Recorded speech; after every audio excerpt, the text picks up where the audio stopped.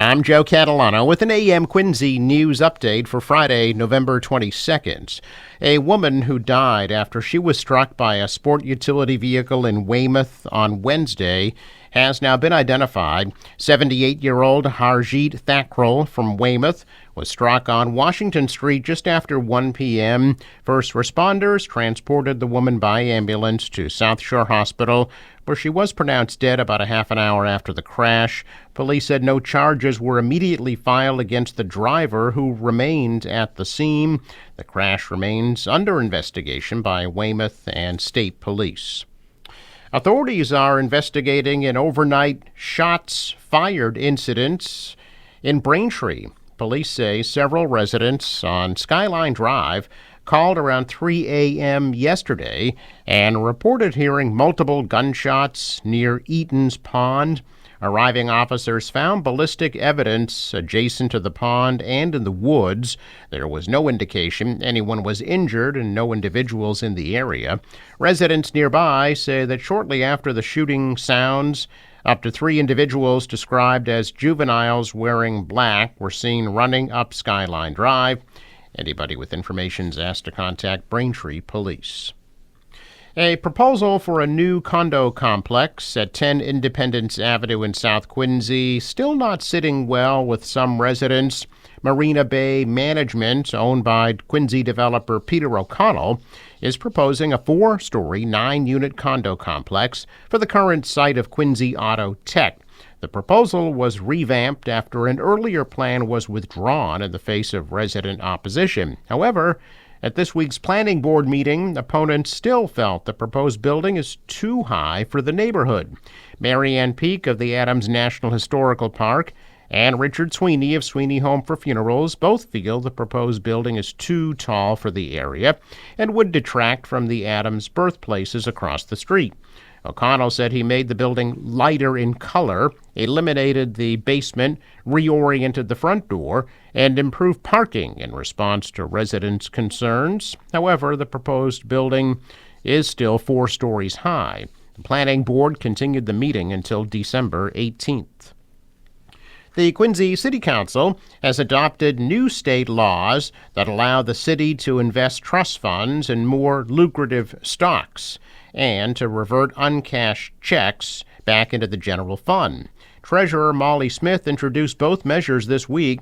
The Prudent Investor Rule will allow the city to earn higher interest rates on trust fund investments, and the Unclaimed Funds Law will allow the city to put $800,000 back into the general fund. The MBTA Red Line remains closed between Broadway and Harvard for track work through this Sunday. Buses will stop at State Street and Haymarket for connections to other lines. The commuter rail will be free between Porter Square and North Station and between Braintree and South Station.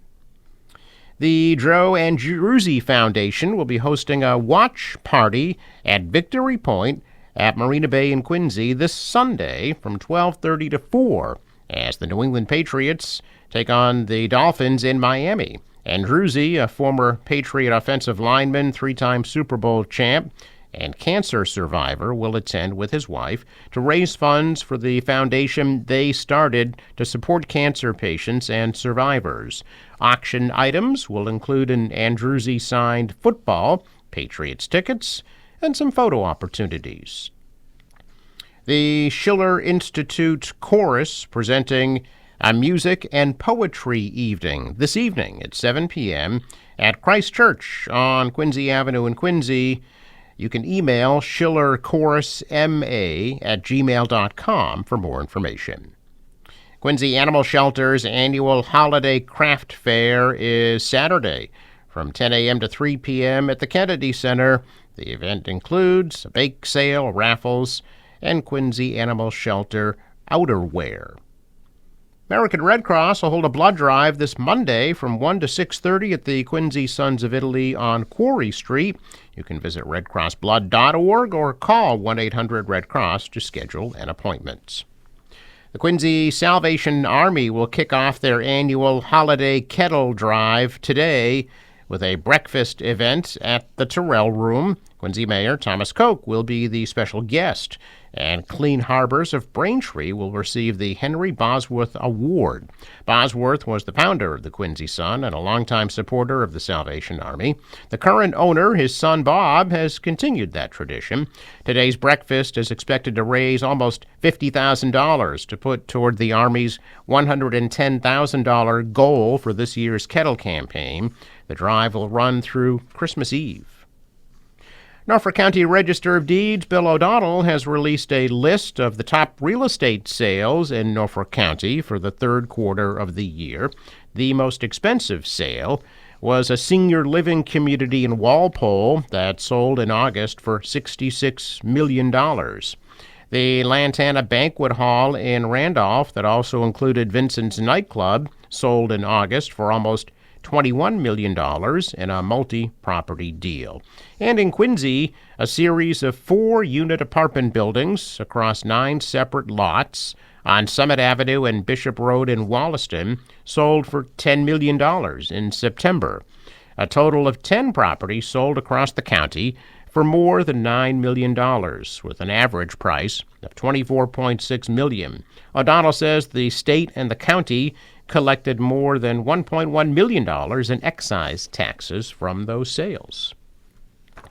Yesterday's rain was a welcome sight for crews battling dozens of brush fires across Massachusetts. A fire in the Blue Hills Reservation in Milton has charred about 50 acres and was about 50% contained. Hillside Street from Blue Hill River Road to Unquity and Chickatobit Roads remains closed, and all trails and parking lots near Houghton's Pond are blocked off until further notice. Crews did perform some hazard tree removal work along the fire perimeter in Milton yesterday. They also continue to monitor the fire for hot spots and flare-ups. Meanwhile, communities continue to struggle with low water levels. Attleboro officials are taking emergency measures to address a severe drought that's left that city's main reservoir dangerously low. In response, Attleboro has set up an emergency connection with neighboring Mansfield. City's also rushing to complete a more permanent emergency connection with Pawtucket, Rhode Island. Once finished, in a couple of weeks, Attleboro will purchase 1 million gallons of water a day. For the first time, the MBTA is launching an app to provide real-time tracking of buses and trains throughout the Boston area transit system. The new MBTA Go app is now available to iPhone users, and officials said it would become available to Android users in February. Within the app, users can also find information about what services or transfers are available at each stop and station.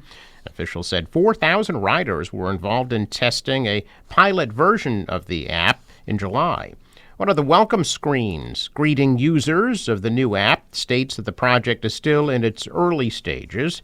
MBTA General Manager Phil Eng said in his presentation that the T has a roadmap to incorporate additional features, including a trip planner and commuter rail track assignments. Eng also emphasized that the app was built with support for accessibility features like voice controls and multiple languages.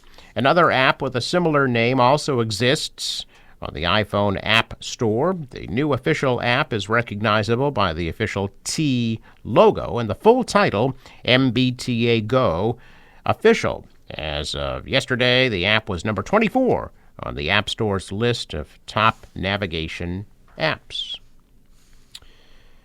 A check of business news this morning, and stocks rebounded yesterday. The Dow shot up 461. The Nasdaq added 6. The S&P is up 31. Asian stocks also rose, following gains on Wall Street after market superstar Nvidia and other companies said they're making even fatter profits than expected. Dollar rose. The euro is up. Oil at $70 a barrel. In sports, the Bruins get a win over the Utah Hockey Club, 1-0 last night under their new interim head coach. They'll be in Detroit against the Red Wings tomorrow night at 7. Tonight, the Celtics are in Washington against the Wizards at 7. The Patriots are in Miami Sunday at 1. Forecast from the National Weather Service is calling for some afternoon showers and a high of 51.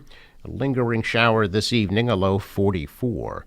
For tomorrow, some showers in the morning and then turning windy with a high tomorrow 48. Sunny and windy on Sunday, the high of 50. Monday, partly cloudy, high 53. The marine forecast calling for 2 to 3 foot waves, winds out of the south. Right now, 15 to 20, becomes southeasterly 10 to 15 with gusts to 25 and a high tide at 4:19 p.m.